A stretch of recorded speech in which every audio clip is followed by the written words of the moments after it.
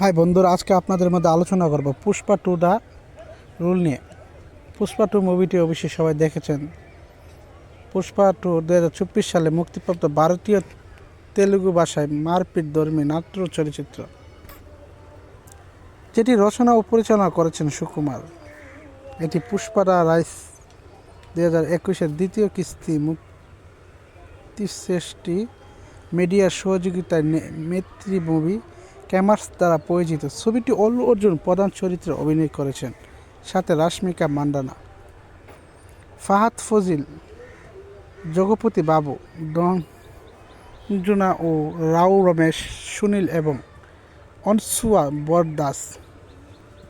একদিন জাপানের ইয়োকোহামা বন্দরে লাল চন্দন কাঠের একটি চালান আসে। সেখানকার কর্মীরা কন্টেনারের ভেতর পুষ্পাকে দেখতে পেয়ে অবাক হয়। সে তাদের কাছে তার পাওয়া দাবি করে আক্রমণ করে, কিন্তু দুর্ভাগ্যবশত একটি গুলি লেগে সে সমুদ্রে পড়ে যায় এবং এর মধ্যে দিয়ে ফ্ল্যাশব্যাকটি শেষ হয়। এসপি বাওয়ান সিং শেখাওয়াতের সাথে ঝামেলার পর পুষ্পা তার লাল চন্দনের কারবার আরও বিস্তার করতে একদিন শেখাওয়াত মজুমদারের ছদ্মবেশে একটি বিশাল চন্দনের চালান আটক করে। অন্যদিকে পুষ্পা অস্ত্র প্রদেশের মুখ্যমন্ত্রীর সাথে দেখা করতে যায়।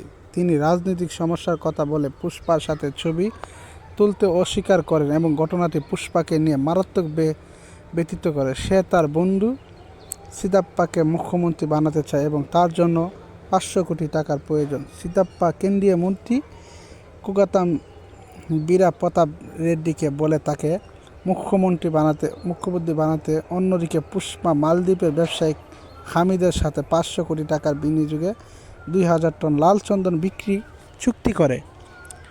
শেখাওয়াত একটি আটকানোর পরিকল্পনা করে। পুষ্পা তার কৌশল ও বুদ্ধি খাটিয়ে ব্যবহার করে লাল চন্দন চেন্নাইয়ে পৌঁছানোর পর শ্রীলঙ্কার গন্তব্যে পৌঁছানোর ব্যবস্থা করে। পরিবহনের সময় শেখাওয়াত এসে সমস্ত টাকা গুলি করে ড্রাইভারদের পালিয়ে যেতে বাধ্য করে।